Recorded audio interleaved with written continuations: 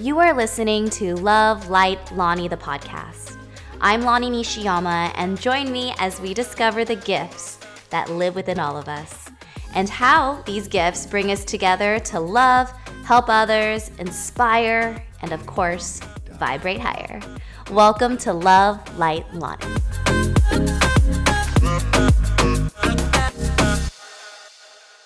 Hi, everybody. It's Lonnie, and I am so excited because today I'm trying something completely new where I am doing a podcast about food and drinks.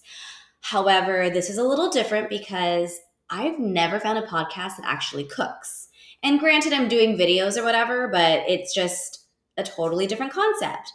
So I'm going to try this out. It could be a hit, it could be a miss, but you never know unless you try. You got to go after things you want in life, and I'm going to try this out. So today I'm going to make a delicious casserole. It's my Portuguese sausage Hawaiian casserole that is super easy. I make it all the time for my kids, my family. I like it because I recently was in Mexico and it was such a beautiful, enlightening place with the cenotes and all the food and the culture. Best tacos of my life, actually. I went to this place in Tulum, like to die for. And I realized we all need a break. We need a little self-care, a little bit of fun in our lives. And I eat healthy. I work out throughout the week. I feel like I deserve some, delicious, fun food that maybe is more good for the soul, not great for the body, but you all need that. You know what I mean? So we're going to make this yummy meal. Also, I'm Lonnie and my family's from Hawaii. So of course I'm going to make something kind of local. And I'm also going to do a mimosa that's like a little tropical twist to it. But I can't take credit for it because I found it on TikTok a long time ago and it's just kind of good. And it looks pretty, you know? Okay, so we're going to get started. I'm going to start making the eggs now. I have like 2 tablespoons of butter in the pan. I'm going to mix up my eggs with some salt and pepper. And by the way, sorry if my set isn't the greatest. This is my kitchen, and I've never done this in my kitchen before. So I don't have a production team. I have me. The lighting could be off, and I'm sorry. But I also am not sorry. So enjoy. Okay, so I have about 8 eggs in here. I'm going to whisk them up. They're really yummy. I wish I had, 8 cameras in here to do close-up shots. I don't, but I'm going to mix this up. And I also want to say that the reason I love this meal so much is because I'm super into brunch. I feel like brunch is also something, brunch. I feel like it's just like something that is like healing for the soul. We all need a break sometimes, and it's like, yeah, in the morning you're rushing with your kids to go to school. You're going to do, yogurt and fruits and the yummy scrambled eggs. But on the weekends, it's like you got to live it up a little, right? So I always like to do something fun for me and my husband and like make a little mimosa or like Bloody Mary, something. So I'm doing that. We're going to do the scrambled eggs now. And you got to use butter. So look, I used to put like a lot of milk or cream in my scrambled eggs because I thought I needed to. But then I realized it just made it kind of rubbery and it didn't even taste that good. And it kind of reminded me of like cafeteria eggs. So I was like over it. So now I just do straight up scrambled eggs, salt and pepper, a little butter in the pan, good to go. I like a good nonstick pan because, well, A, is easier to clean up. And then B, I just don't like things sticking to my pan because then it like starts to like burn it. And I don't know, it's not my jam. So I'm going to do these scrambled eggs, and then I'm going to get my casserole dish. I use casserole dishes all the time. See, like, I just feel like it is everything because when you can put a casserole together, it's an entire meal in a pan. It's really quick. Everyone's fed. And then the meal is done. It's like a one-stop shop, I guess. So you just throw everything in the oven. You come out. Everyone's happy. Then you can sit around, enjoy each other's time because let's be honest, you need to put love into the food. But how are you supposed to celebrate the love if you're all cooking and cleaning and running around? It's like you got to enjoy each other's company. So I always like to make sure that I make food or have food prepared for my guests that is already done and no one feels guilty that I'm running around the kitchen. Because I used to do that. I used to run around the kitchen, stressed out. Everyone felt my stress. So it like goes into the food and it's not enjoyable because they feel bad. So, because I'm cooking the entire time or cleaning. So now I'm just like, no, what can I make that's really quick and really fun and easy? This is actually a really fun dish and it's really easy. So, done. Let's lower that heat. Okay. So the first thing I put on the bottom of the pan is the rice. It's so yummy. So I just cook a couple of cups of rice. Here's my rice cooker. It's a Japanese rice cooker. It's not that fancy, but I use it all the time. I'm Asian, so we always have rice here. Um, and it cooks perfect rice. I like Japanese rice. Use whatever rice you want. You want to be healthy, do the brown rice. You want to be, if you want jasmine rice, something different, fine. I like Japanese rice. It's my jam. I grew up with it. Like, it gives Asians that doughy appearance to keep us looking young. Okay. And then I always add, for a little spice, some mild chilies straight out of a can. So just dump it in. And then, because I have OCD, I have to put everything in the sink and clean it. I know. I just mix the rice and the chilies together really quickly. It smells really good, actually. I love chilies. The one thing about chilies, though, is, not everyone likes it. So if your kids aren't going to eat it, don't do it. Yeah, it's just better not to. So anyways, I put the rice and the chilies in the pan. Super easy. Done. Spread it on the bottom. I'll show you what it looks like. And I love this dish because it has a little like Latin twist to it. But honestly, like in Hawaii, everybody loves Portuguese sausage. I don't know if you know what Portuguese sausage is, but it's basically like it's not chorizo and it's not longanisa, but it's like very similar to that. Has such a spice to it and it's amazing. I actually just shared it with my friend recently, Galia, and she was like, I love this sausage. I'm like, I know, it's so good. I don't think it's good for you, but it's good. So a little bit of camera magic. I already cooked it and drained it because it had a lot of fat in it. So you can kind of see it here. You can cut it up into really small pieces or bigger pieces. I like the bigger pieces because you get all that flavor in one bite. I will spread it out on top of the rice. See, we're already almost done with our casserole. Isn't that amazing? And then I kind of show you what it looks like. Booyah. Then I put the scrambled eggs on top. And eggs are so easy to make, so there you go. And honestly, I've made this for dinner too. My kids love it because I'm one of those moms that actually makes like a bento every day for my kids. And I think it's beautiful, but now when I look back in retrospect, it's like, did I spoil them? Like, cause like now every day they expect like this whole bento box with like rice and meat and veggies and fruits and crackers. It's like, can you just like peanut butter and jelly sandwiches? It would make my life easier, but you live, you learn. So I put the scrambled eggs on top of the sausage now. It's just another layer. And look, if you're not into rice, use whatever you like. I mean, hash browns, potatoes, whatever you like. Put that on top. So also, this is one of my first podcasts where like I'm cooking and it makes a lot of noise. This is why people don't make podcasts where they cook because it makes a lot of noise. And I don't know. I'm just trying it out. It may suck, but I'm excited about it. Who cares? And we're going to have mimosas. So that's done. And then you can just check it out. Scrambled eggs on top of the sausage, on top of the rice with the chilies. And now you just put shredded cheddar cheese, which you just buy in a bag at the store. And that's it. I know, it's crazy. I usually use about 1 to 2 cups. It just depends how cheesy I want to get. But I am Asian and I can't have too much dairy.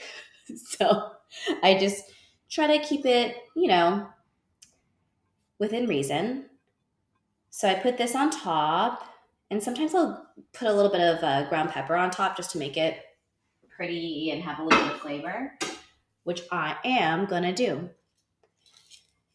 So when I was in Mexico, I was like, I'm totally gonna do a podcast. I brought all my equipment. I was like, I'm gonna do it. But then I was like enjoying my time. And I was like, no, why would I do a podcast right now when I'm supposed to be having self-care and enjoying it? I don't need to be talking about it. I don't need to do a podcast about self-care because then it's like I'm not even taking care of myself. I'm just doing a podcast. So then I just didn't do it at all. And I came back and I thought, I'll just do my food one. And that'll just kind of be like the self care love one. And, self love is really important to me, but also like spending time with my spouse was really healthy and awesome because it gave me time to, um, especially without the kids, really reconnect and understand each other and show each other love in ways that maybe sometimes we can't do because we're caught up in the world and we're busy with our jobs every day and being parents and have a lot of responsibilities. So it was really nice. And I will say that we should all take a vacay sometimes. I don't care if you go to San Diego or wherever you live, you just go for a weekend trip somewhere, go camping. But it was just really beautiful. And being in the cenotes, I'm very spiritual and I'm very like, I love the water. I just enjoyed being connected to the earth, Mother Earth, and all the elements of the world. So it just was super, super cool. Also, my husband is obsessed. He's like a dolphin. So when he's in the water and he's like swimming around, he's like so happy. So it was really good. Okay, so now I have it. I got the cheese on top, stick it in the broiler for like literally 2 minutes, and it's going to be melted. So here we go. I'm going to just stick it in the oven.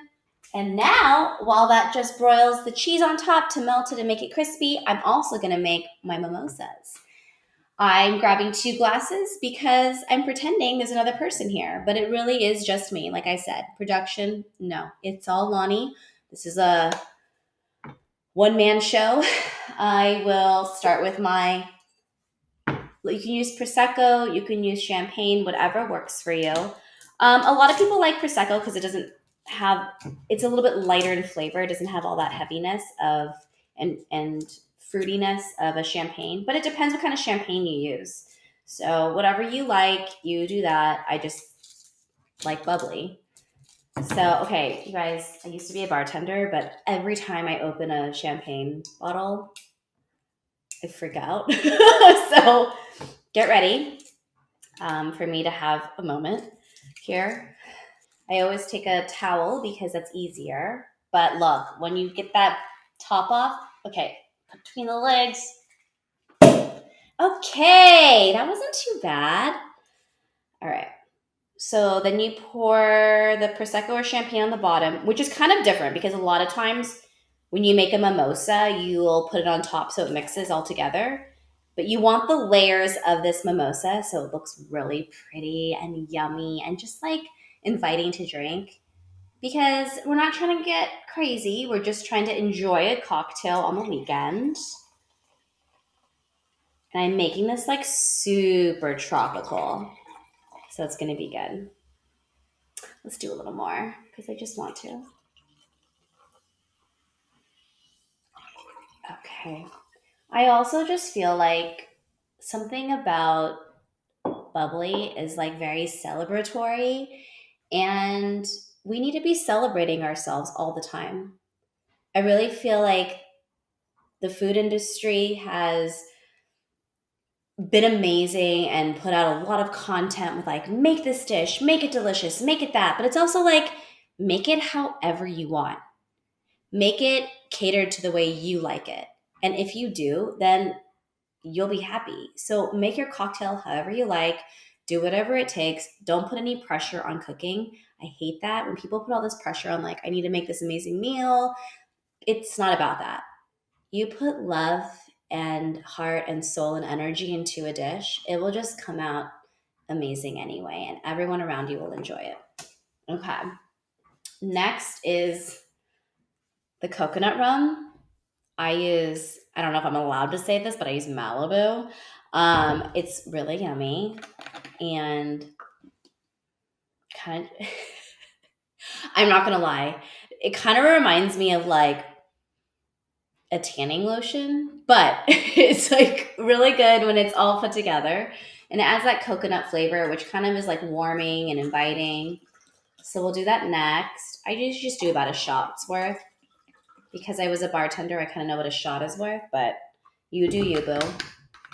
And then we are going to do, of course, pineapple juice. I happen to always have some in my garage. So here we go. A little pineapple juice, a little bit, and pour slowly so you get the layers because it's so beautiful when you do. I know, aren't these glasses like freaking amazing? I got them from my wedding and it was from my aunt and she just has really good taste. So there we go. And then top it off really slowly with some grenadine so it keeps the color, like the little red pinkness on top. Slow, Lonnie, slow. Ooh, it already looks. See, I went too fast and then I went to the bottom. Oh, let's just put it on the bottom because it looks pretty. Okay. That actually looks really cool. Okay, it kind of looks like lava. So we're going to do that. When I did it earlier, I was trying to keep it on top, but I think it's just a heavy syrup. So anything heavy is going to go to the bottom. It actually looks really pretty. I hope you can see it. I'm like, okay. And then I don't have pineapple slices, but I do have raspberries because my kids love them. So I just drop one of those in there. And we are set to go. Cheers. Yes. It tastes like Hawaii. Okay. So that's done. I'm going to grab the casserole out of the oven. I probably need oven mitts. Here we go. So because I can't have the oven on because it's really loud during recording, I'll figure it out one day. I just had it warm in there. So it's not going to look perfect, but I am going to post the end result when I actually do broil it and it's super bubbly and pretty. So casserole's done. Usually people like to watch you eat your food when you cook it. I've noticed that online, so I'm going to do that. Yes, I have a USC oven mitt because I went there, but you just use whatever oven mitt works for you. I've just had this since college. That's why it's all janky and messed up, but like, I don't know. I'm kind of like tied to it. I have some sort of weird bond with this oven mitt. Okay. And it's probably because that's when I first started cooking for people. I literally was in college and all my roommates who were lovely humans, these wonderful girls, and all the guys that live next door to us didn't really cook. So I would make meals, and that's kind of how this all came about. Like, I didn't even know I was a cook until it became really necessary. And so I would even take like a top ramen and dress it up with like a boiled egg and like some chopped up nori, like seaweed, and a little bit of onion, and it just became and garlic. It just became really fun, and I was like, oh, I can do this like super cheap because we all had no money. You know, we were all putting it into our education. So that's kind of where I discovered that I like to entertain. And now I'm gonna plate this. Here we go. Getting my spatula in here and plating it on here. Okay. You have to get a lot of the sausage because it's just really tasty. It smells really good. Okay. And I need a fork. Not prepared. Here we go. Can't wait. It's funny. You guys are literally in my kitchen. It's sort of weird. Okay. God, I love rice.